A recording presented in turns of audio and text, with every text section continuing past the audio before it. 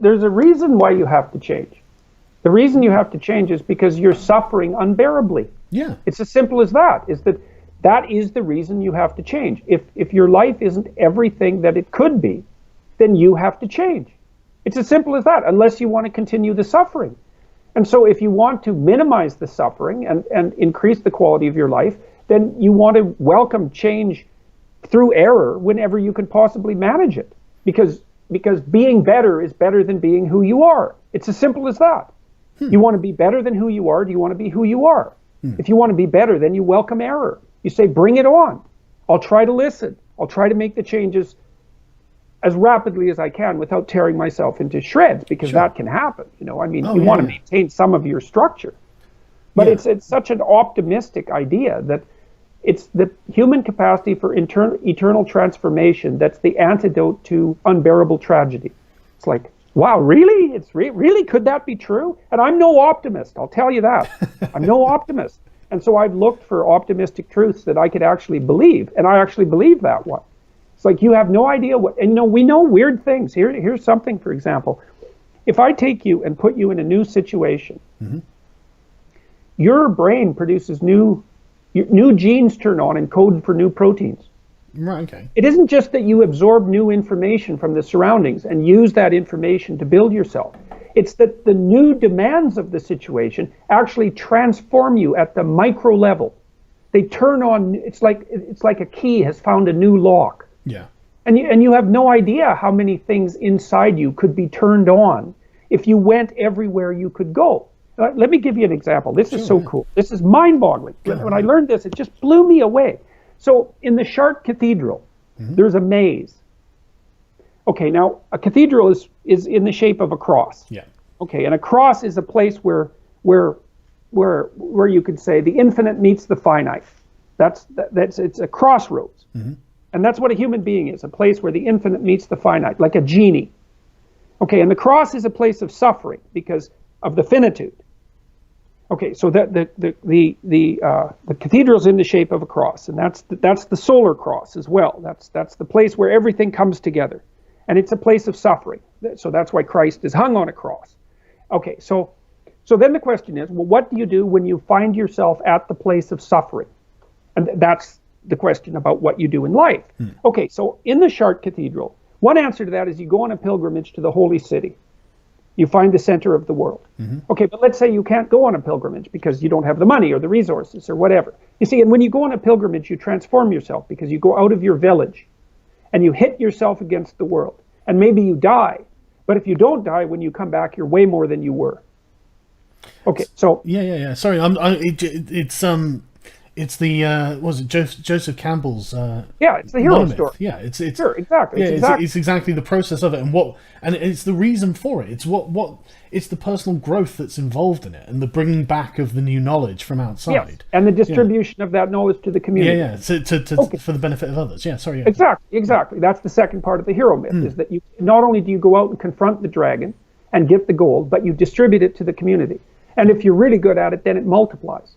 Yeah. So you actually don't even lose, you gain. Yeah. So now in the cathedral there's a maze, and it's shaped like a circle, and it's divided into 4 quadrants, and that's the whole world: north, west, east, and south. Okay, so you enter the maze at one side, and it's a huge maze, you can walk it. You enter the maze at one side, and then you have to walk every square inch of the maze, quadrant by quadrant, so you have to go everywhere. And then you get to the center, and the center is a flower, like the Buddha's lotus. And so it's at the center of the cross. And so the idea that's built into the cathedral is that to overcome the tragedy that's associated with being at the crossroads of being, which is the conscious burden, you have to walk everywhere in the world, and that will bring you to the center. And what that means is if you walk everywhere in the world, you build yourself up into something that can withstand the tragedy of being without becoming corrupt. It's absolutely brilliant. It's brilliant. And it says, what it says is that instantiated in a human being, in potential, are the tools and capabilities necessary to transcend the limitations of being and suffering, as long as you fully utilize them. And you don't fully utilize them if you hide. Because if you're going to master snakes, you have to go out and confront the snakes. If you hide at home, then you shrivel. If you go out and if you go out into the world and confront the dragons of chaos, so to speak, wherever you can find them, intelligently, right? Yeah, and on your own terms. You're not a prey animal. You're a hunter. You're not a prey animal. You do it on your terms, then that will transform you into something that can transcend tragedy. That's the central idea of Western civilization. It's an absolutely overwhelming idea. It's also that, and to put yourself at that place is also to put yourself in the place that's between chaos and order, and to speak chaos into order, and to reformulate order when it's been corrupt. It's all the same thing. It's all the stacking of this monomyth. And it's so positive, and people know this. It's like, okay, for example, in psychotherapy, it's not like this is a theory. We know it. If you take someone who's suffering from an anxiety disorder, you do the opposite of formulating for them a safe space. Mm-hmm. You say, okay, well, what are you afraid of that you're avoiding that's getting in your way?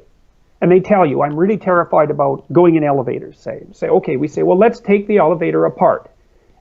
Obviously, the elevator for you is a tomb of death. Yeah. It's something like that. It's like, okay, well, can you look at an elevator? And that's like looking at the brazen snake that God commanded Moses to. Can you look at an elevator? No.